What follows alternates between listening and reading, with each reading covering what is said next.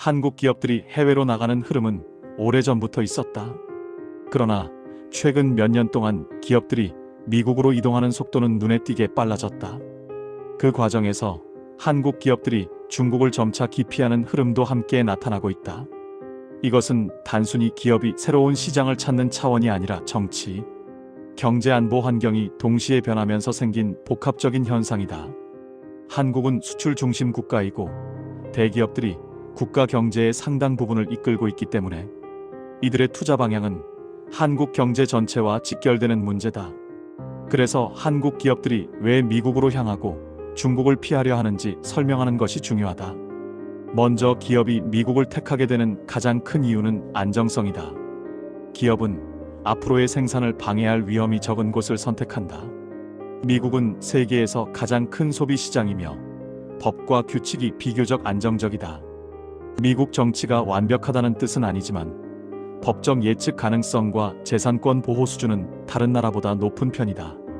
한국 기업들은 반도체, 전기차, 배터리, 우주 산업 등 미래 핵심 산업에서 미국 정부가 제공하는 보조금, 세제 혜택, 기반 시설 지원 등을 매우 큰 매력으로 느끼고 있다. 특히 미국은 제조업을 다시 자국으로 불러들이기 위해 보조금을 적극적으로 제공하고 있기 때문에 한국 기업 입장에서는 공장을 미국에 지을수록 손해보다 이익이 더 많다고 판단하게 된다. 또한 한국 내부에서도 기업 규제가 강화되었다는 인식이 존재한다. 기업들은 복잡한 각종 규제와 불확실한 세금 정책, 정치적 갈등 등으로 인해 장기적인 투자 결정을 내리기 어렵다고 느끼기도 한다.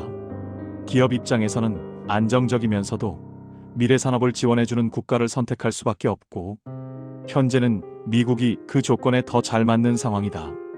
이제 한국이 중국을 피하게 된 이유들을 살펴보자. 중국은 오랫동안 한국 기업에게 매우 중요한 생산 기지이자 소비 시장이었다. 한국 기업들은 값싼 노동력과 큰 시장을 이유로 중국에 공장을 짓고 투자를 확대했다. 그러나 시간이 흐르면서 여러 문제들이 나타났다. 각종 규제, 불확실한 정책 변화, 시장 개입 가능성 등이 기업 운영을 어렵게 만들었다.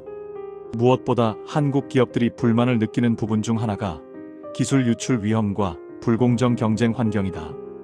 많은 한국 기업들은 중국 시장에서 경쟁사가 자국 기업이라는 이유로 더 많은 혜택을 받거나 한국 기업이 투자한 기술이 흡수되는 형태를 경험했다고 주장해왔다.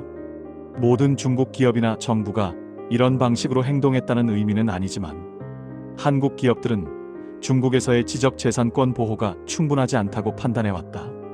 중국 정부의 정책 방향도 기업에게 부담이 되었다.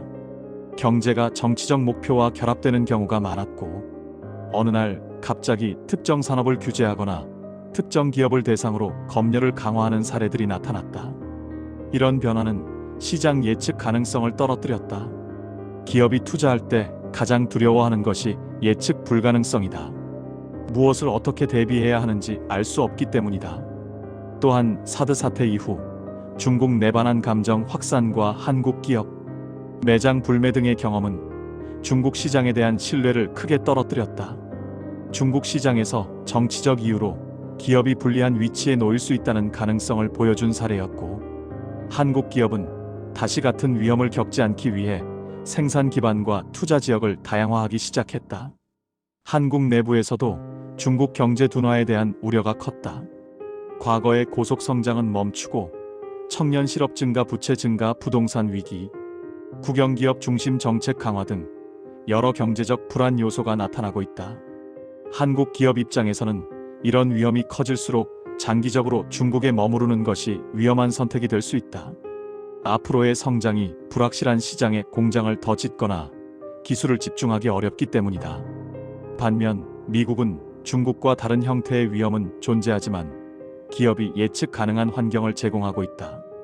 미국 정부는 반도체와 전기차, 배터리 산업을 자국 중심으로 재편하려 하고, 한국 기업은 이 과정에서 핵심 파트너로 선택되었다. 그래서 미국에 공장을 짓게 되면 안정적인 시장과 정부 지원을 동시에 확보하는 효과가 생긴다.